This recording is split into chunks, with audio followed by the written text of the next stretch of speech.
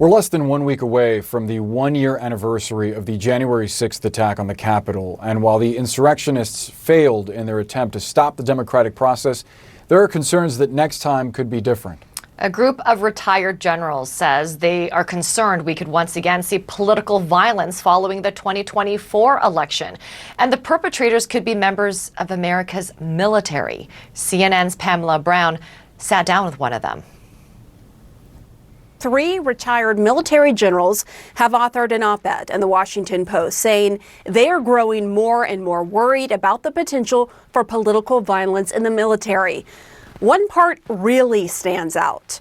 Quote, as we approach the first anniversary of the deadly insurrection at the U.S. Capitol, we, all of us former senior military officials, are increasingly concerned about the aftermath of the 2024 presidential election and the potential for lethal chaos inside our military, which would put all Americans at severe risk.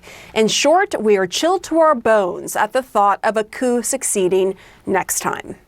I'm joined now by one of the authors of that op-ed, retired Army Brigadier General Stephen M. Anderson. General, thank you for joining us tonight. This is a big step for you and 2 colleagues to speak out like this. What motivated you all to write this column now? Well, thank you, Pamela, for having us on. Yes, it's very difficult for me to talk like this. I mean, I was raised 31 years in the Army to be apolitical, to not pick sides, and I've never been active politically. But the events of the last couple of years, in particular the 6th of January, has changed my mind considerably.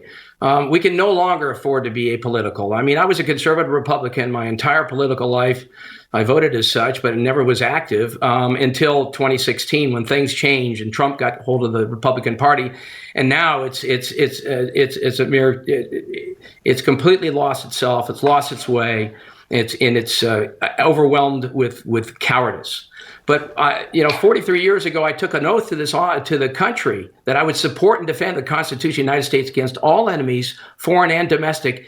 And my co-authors and I, and Vote Vets organization we work with closely, we're tremendously concerned about the threat internally, the threat domestically, within the military in particular. And so we need to start taking actions now to prevent for the eventuality in 2024 that Trump will try to do the same things he did in 2020, of which he got incredibly close. We're just trying to write an article that highlights our view that democracy at risk. We love our country and we need to take actions now to mitigate that risk. Why are you so concerned about what's going on within the military in particular? Well, if you look at the extremism that has gone on within the military, you look at those that were active in the actual assault on the Capitol, over 10% had a military background. And we all saw the pictures of the guys with the zip ties and the helmets and and marching in formations into that throng. There's a threat within. We've got some people that just haven't been educated. They haven't been found out, and they've grown empowered through perhaps inaction on the parts of some of our key leaders. And we need to do what we can do now to identify those people, get them out of our ranks, and train the rest of the force on Civics 101 about how our country is supposed to work, how elections work. Stop listening to the pillow guy and start learning about our country and how it's actually supposed to run. Really quickly, just walk us through your concern about this partisan divide and how it could impact the chain of command and why that is so concerning to you in terms of preventing another coup attempt potentially in 2024.